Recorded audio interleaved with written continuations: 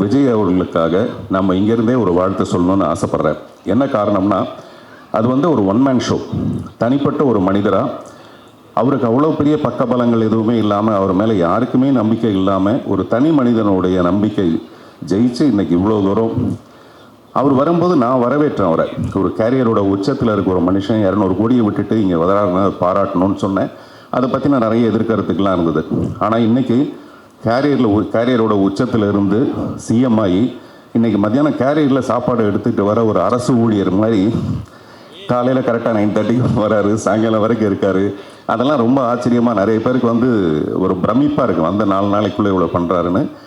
அவர் நிறைய பண்ணோம். இப்போ கமல் சார் கூட பார்த்து ஒரு 6 விண்ணப்பங்களை கொடுத்துருக்காருன்னு சொல்கிறாரு.